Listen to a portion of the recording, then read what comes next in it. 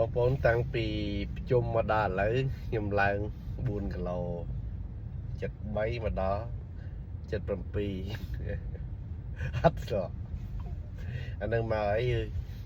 រស់ក្រោមអំណាចតណ្ហាគេគឺម្ដាតយើងពេលដែលញ៉ាំឆ្ងាញ់ញ៉ាំពីប្រជុំមកដល់ឥឡូវគឺ4គីឡូឡើង4គីឡូហើយកាពះរបស់យើងកាលណាយើងកាន់តែញ៉ាំ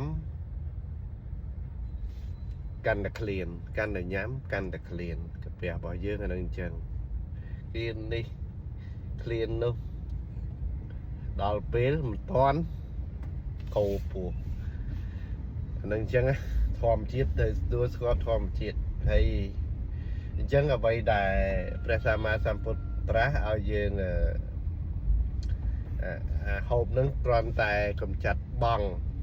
ភាពក្លៀនណាញ៉ាំងអត្ថិភាពនេះដើម្បីប្រព្រឹត្តទៅអំពើល្អបន្តទៀតលះសេចក្តីអាក្រក់ទាំងឡាយបំពេញនៅបុណ្យកុសលហ្នឹងហើយអញ្ចឹង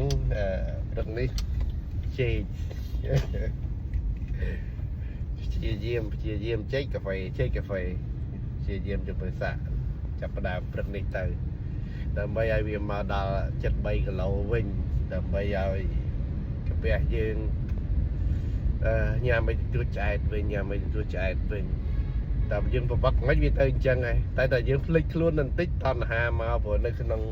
មនុស្សម្នាក់ទោសៈលោភៈមោហៈហ្នឹងគឺជារឹសវាមិនតាន់ផ្ដាច់ណា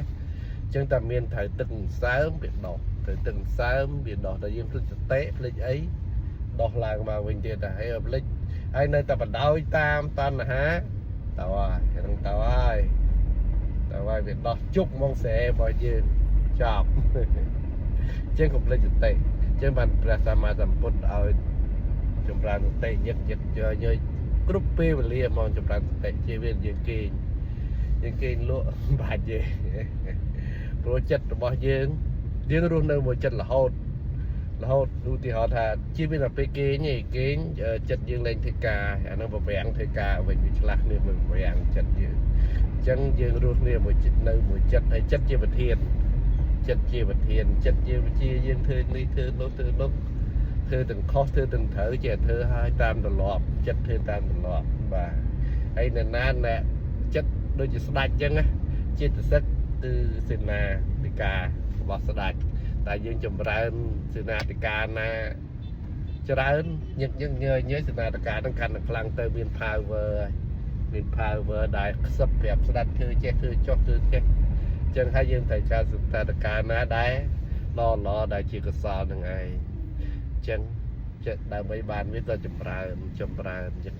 ញយតែផ្លេចសតិតិចតអូខេមិននឹងចាស់បងប្អូនយើង